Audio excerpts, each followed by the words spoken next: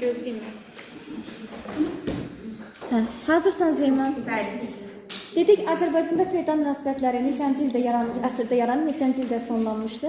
3-cü əsrdən 19-cu əsrə kimi.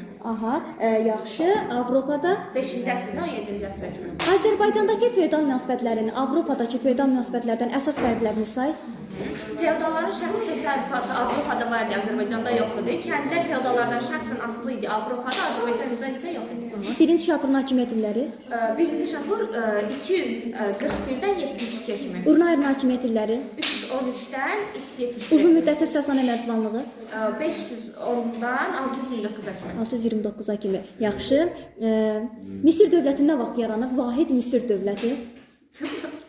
Vahid Misir dövləti 4-cü minillikdə. 4-cü minillikdə. Vahid Misir dövlətinin ilk paytaxtı hara olmuşdu? Memphis. Memphis idi. Bəs nə vaxtda Fiv olmuşdu? 2-ci minillikdə. Yaxşı. Yeni şahlıq dövrünün ən qüdrətli hökmdarları kimdir Misirdə? Birinci Tutmos, ikinci Tutmos, ikinci Ramzes. İkinci Ramzes. Savalan dağı yaxınlığında döyüş nə zaman olubdu? Kimlər arasında olubdu? Kim qalib gəlibdi? 731-də olub ərəblərlə Xəzərlər arasında. Savalanda Xəzərlər qalib gəlir. Savalan döyüşündən sonra Xəzərlər hansı şəhərləri tutmuşdu? Mosul və Diyarbəkir. Ümumiyyətlə ərəblər Savalandan əvvəl neçənci ildə Xəzərlərin Bələncər şəhərini tutmuşdu? 722-də. Kadisiya və Ktesifen döyüşləri nə vaxt olmuşdu? Kadisiya 636-da, Ktesifen 637-də. Kimlər arasında olub, kim qalib gəlmişdi? Sasanilər, ərəblər qalib gəlir. Ərəblər qalib gəlmişdi.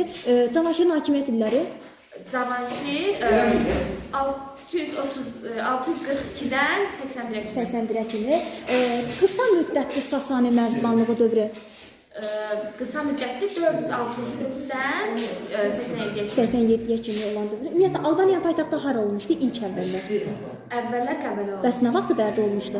444-də, yəni 5-ci əsrin ortalarında. Bəli. Atropatena və Albaniya dövləti hansı hadisədən sonra yaranmışdı?